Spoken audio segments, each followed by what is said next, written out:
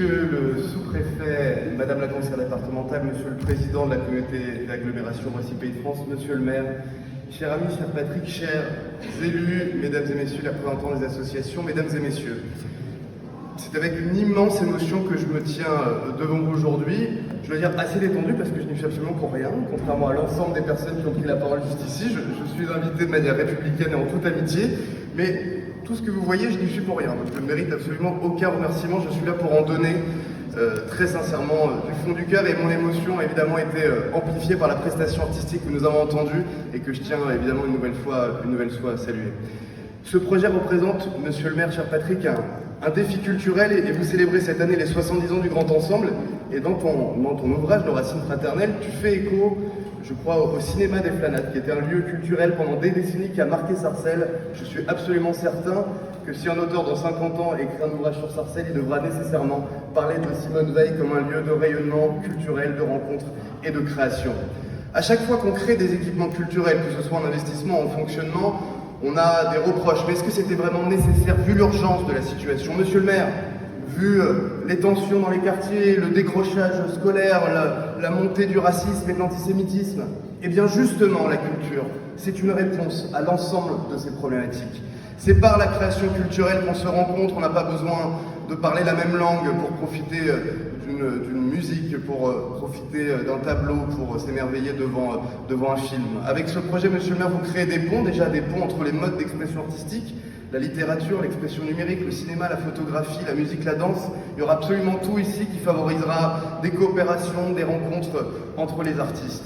Vous créez un pont entre le patrimoine et la culture. Quand un lieu de culte devient un lieu de culture, je pense que nous allons vivre collectivement dans cette salle d'immenses émotions, et je tiens à saluer l'ingénierie, Monsieur le maire, de vos services, pour avoir réussi à rassembler autant de partenaires, les services de l'État, la communauté d'agglomération, la région, le département, jusqu'à l'Union européenne, si j'ai bien compris, pour pouvoir avoir une contribution collective à ce projet fabuleux, mais aussi un point entre la culture et le social, car je sais que vous portez avec votre équipe municipale une vision ouverte de la culture pour toutes et tous, avec une exigence de qualité évidemment, avec une exigence du beau. Là, on est à Sarcelles et on offre du beau à Sarcelles et aux Sarcellois. Il n'y a pas que les Parisiens qui ont le droit d'avoir du beau, on peut aussi avoir du beau de l'autre côté du périphérique, et c'est ce que vous démontrez avec ce magnifique projet.